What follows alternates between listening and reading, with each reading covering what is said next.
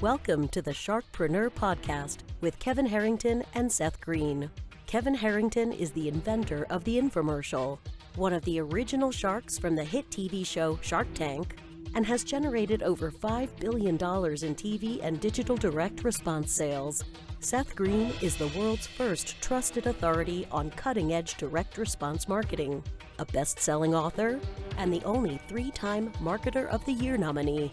On the podcast, Kevin and Seth interview Sharkpreneurs who share straight talk on what it takes to explode your business. Do you want to become insanely successful? Do you want to be the go-to guru in your industry? Do you want to be talked about for all the right reasons? For over 40 years, Kevin Harrington has helped people just like you become significant influencers. Now he's broken the process down in the Key Person of Influence roadmap, and it's yours for free. Just text KPI to him at 727-888-2100. Text KPI to 727-888-2100 right now and claim your free step-by-step guide. Text KPI to 727-888-2100 to get the recognition you deserve and experience the success as the go-to voice everyone listens to in your industry today. Welcome to the Sharkpreneur podcast. This is your co-host, Seth Greene. Today, I have with me Andrew Izumi. He helps small and medium-sized business owners like us attract more high-ticket clients, command higher prices, and scale their bottom-line revenues. Some of his past customers served include Disney Animation, Edwards Airforce Base, MGM Grand, Miller Coors, and many more. We're going to talk about that. We're also going to talk about his Summit Ignite, which is a 4-day virtual event that helps entrepreneurs scale the business to success by climbing up the mountain. Andrew, thank you so much for joining us. Seth, it's definitely a pleasure. Thank you so much, and it's an honor to be on Sharkpreneur. All right. Well, we appreciate it. Full disclosure, listeners and watchers and Sharkpreneur family, I am a speaker at Andrew's virtual event, Summit Ignite. That is how we connected in the first place. Let's start there. We're going to bounce around your timeline a little bit. What inspired you to start a virtual 4-day summit? So what inspired me to start this summit was inside a path, in the entrepreneur path, it is riddled with potholes, bridges that you have to cross, landmines, et cetera, et cetera, et cetera. And what I wanted to do was I saw virtual summits being put out onto the market, and I realized that a lot of them were just structured around one specific topic, whether that was affiliate marketing or maybe if it was speaking at live events, possibly if it's around SEO. But what I found is that what was missing was really the journey from the beginning to the end. The end would be summiting the mountain or really summiting the success of entrepreneurship. So why I decided to put this together was I took 18 rockstar speakers and I put them all into one virtual event that's going over a period of 4 days. And what I did with the event is I structured it with intent. Instead of littering the certain days with maybe 5 speakers here, 6 speakers here, everybody speaking on maybe the same topic or just different topics here and again, I intentionally positioned everybody at a specific place inside the event. That way, the viewer, as they're going through it, they can decide if they're an aspiring entrepreneur, they can really see what the journey looks like from the beginning to the end. Or if there's somebody that's already successful in entrepreneurship, they can really go into the program, they can pick out the events that they need and really gain value that way instead of just sitting on the line for 72 hours plus trying to digest the content and trying to figure out if they can get something out of this. Absolutely. Now, I like how you literally made it build all along the way, and you kind of structured the order of the presentations and the speeches in such a way that it literally started from the beginning and built all the way up. So wherever you were, there was something for everybody. If you were a brand new entrepreneur, or if you were experienced in running a successful business, there was stuff for you to get all along the way. Now, you've done something with a virtual summit that I've never seen before. Normally, if you attend, let's say, a free virtual summit, you can buy a VIP pass where you might get lifetime access to the recordings of the summit because you might not be able to sit on there live for 4 days. You also might get downloads of the transcripts of each speaker's speech. But like I said, you did something I've never seen before. You put together a physical companion guide that literally not only has your content from all of your successes, but it literally has every single speaker. It's got time-stamped highlights all the way throughout their presentation. It's got obviously some amazing content in there. And I thought because you did the summit and we're climbing the summit, my wife really liked the picture your designer did of me as a mountain climber. Oh yeah. Which she said I needed to go buy some mountain climbing gear now. So not to climb any mountains, but just because apparently I look good in it, according to my wife. So what prompted you to do, 120 plus, which is not cheap, full color, glossy page, companion guide / workbook when no one else has done anything like this, as far as I know? So the reason why this is so important is because I want every viewer, if they're able to purchase this book, and please, this book is going to be an asset that's really going to be valuable to every single viewer, but I want everybody who's going to view the summit to be able to take something home with them. This isn't some just flash in the pants. We're going to go to this 4-day summit. I'm going to listen to what I can listen to during my work or during my workout or whatever it may be. There's 20 plus hours, maybe not 20 plus hours, but there's 15 plus hours worth of content inside here. 15 hours just to sit on the computer, sit on your mobile phone and to watch this stuff is a lot. So being able to have something like this that you can reference in the future is extremely valuable. I want everybody inside of the audience to be able to go back to, say they listen to Seth's section on podcasting. Page 73 for when you get your virtual summit companion guide. Which is on page 73, and they say, you know what? This was really some great stuff in podcasting. And that's right. It was about the middle of the section. He said something that I can't even remember what it was. But if they go and they get this, there's timestamps so they can actually go back to the specific section inside of the VIP pass. You can actually click on the timestamp and it'll take you back to the interview at that specific point in time. But why the physical book is really important is because if someone's sitting at their desk and say, okay, well, I really needed to know about that.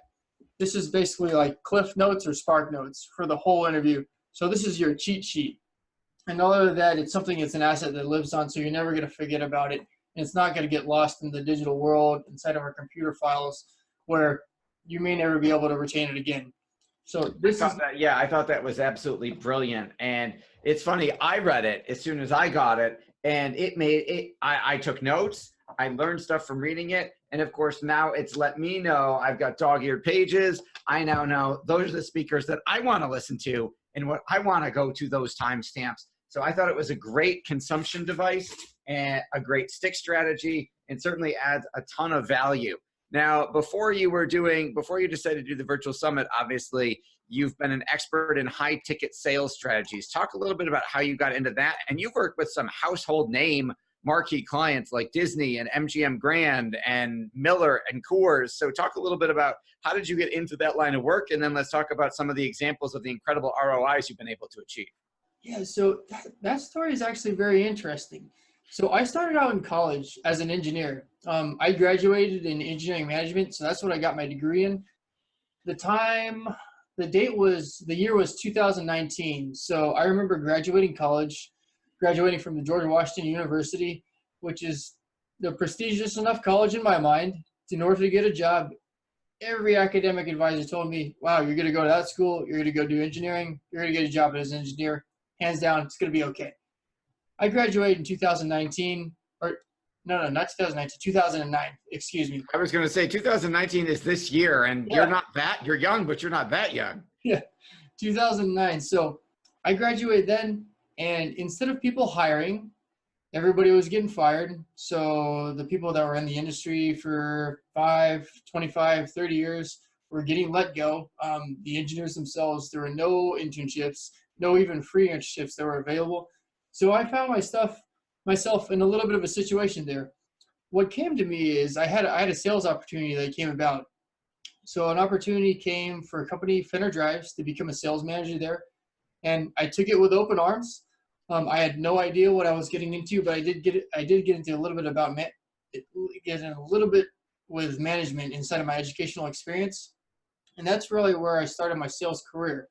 I found that sales was not so natural to me, but I got a chance to learn a little bit how to deal with clients, how to sell small dollar amounts, and very rapidly I did progress up to your $40 product to your $200 product to your $2,000 product, and eventually to your $250,000 product. And I realized that my engineering background helped an insane amount with sales. So Seth, can I ask you a question? So when you think of sales, what's the first one or two things that come to your mind? Well, I wouldn't say engineering. So sales, I would think of getting the money. Maybe the stereotype, I might get a picture. Most people would probably have a picture of like a used car salesman or something like that. And they certainly wouldn't think of an engineering professional. So 99% of the time when people think of sales, when I ask people about sales, even when I tell them what I do, they think, oh, so you have a gold chain around your neck, you got a suit and tie on, you're selling me a used car, something that doesn't work, and you're trying to just get the money out of my pocket. And that is true for a lot of sales guys and gals that are out there. But the thing that really sets apart the ones that succeed from the ones that are supposedly your quote unquote sleazy sales guys who just try to sell you something because they want to make money is the people who sell solutions. So in engineering, every single engineering piece is a solution to a problem. That's all we do. Math, physics, statistics, everything's a solution to a problem.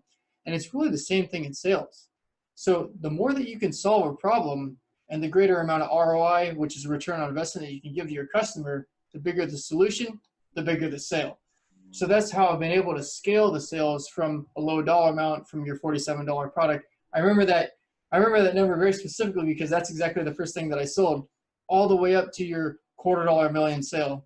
The bigger the solution that you have, the higher the dollar amount that you can charge. Bigger the solution, the higher the dollar amount you can charge. Absolutely. So how did you go? So you went from $40 sales to 200 to six-figure sales. Talk a little bit about the work you did with Disney and MGM, because those are companies everybody watching and listening knows.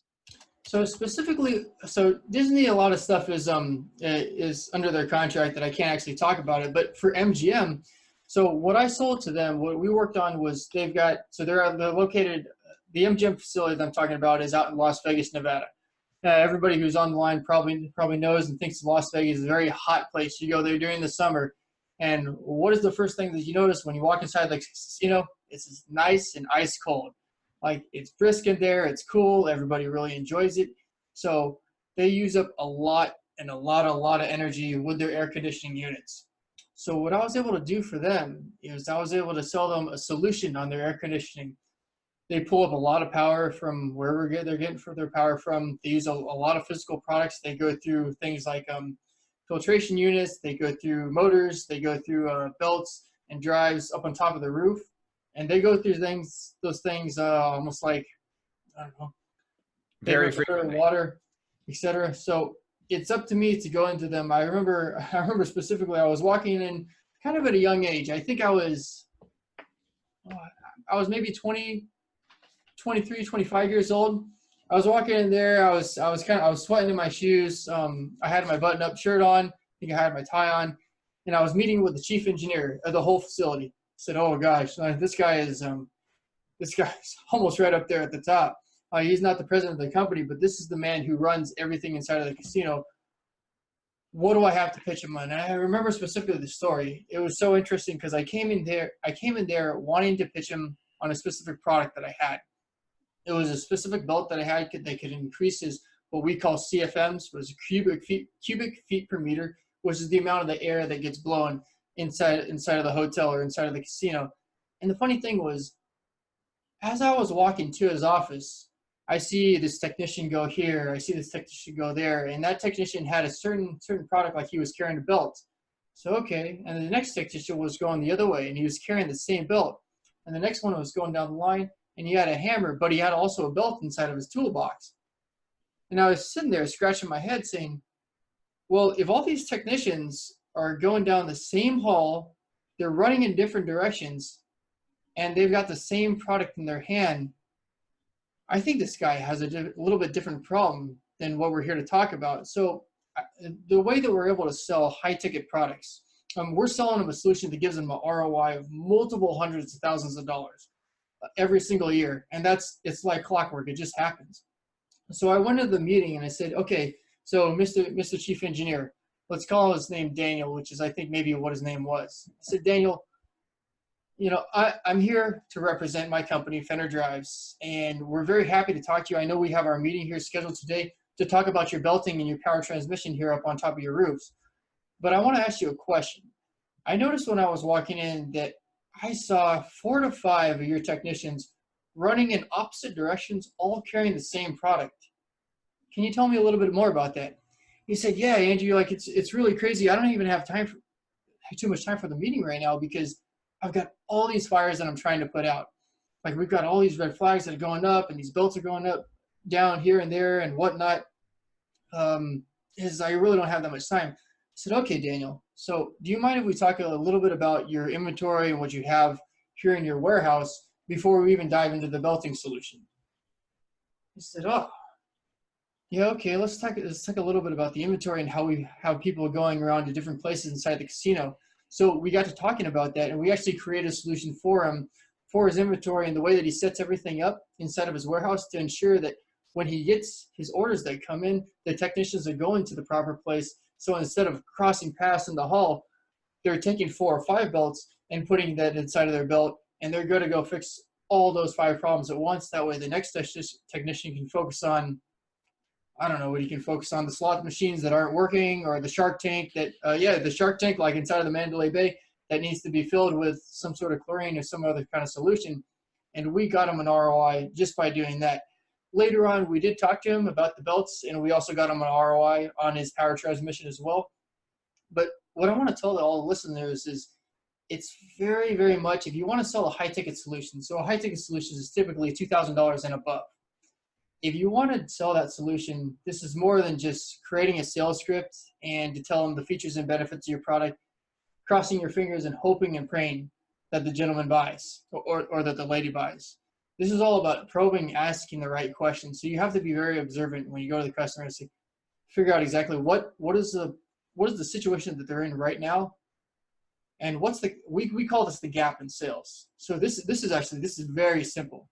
Where's your customer right now, and where are they looking to go in the future? A lot of times they don't even know where they're looking to go in the future. So you have to ask them those questions. Like for Daniel, I said, what if we could create a different type of system so that you didn't have your technicians running and crossing over each other's and everybody's fighting over the same product?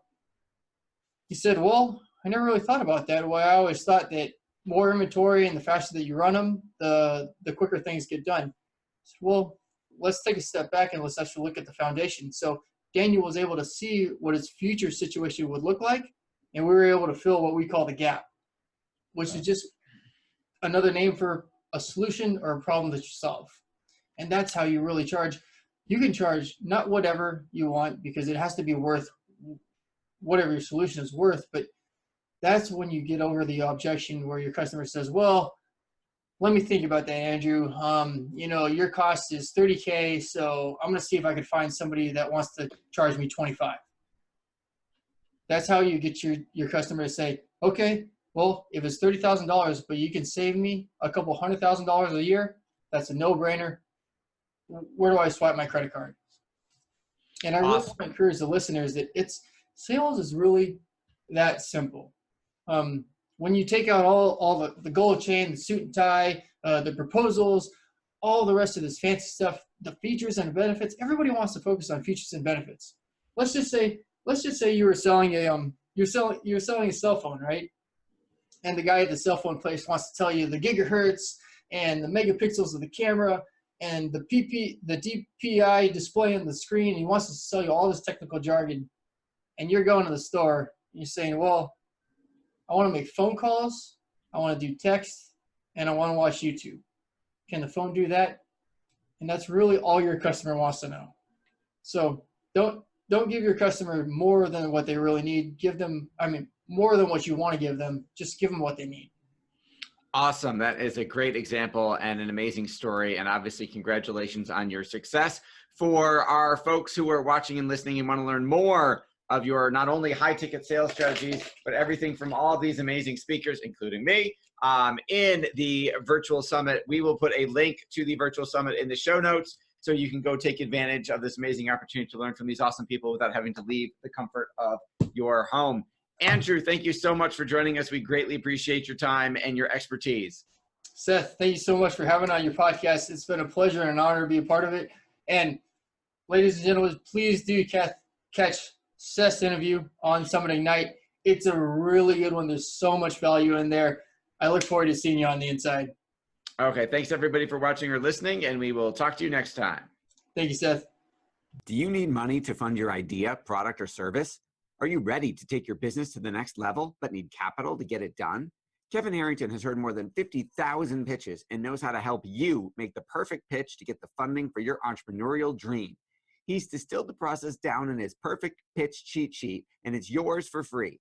Just text PITCH to him right now at 727-888-2100. Text PITCH to 727-888-2100 right now and claim your free perfect pitch cheat sheet.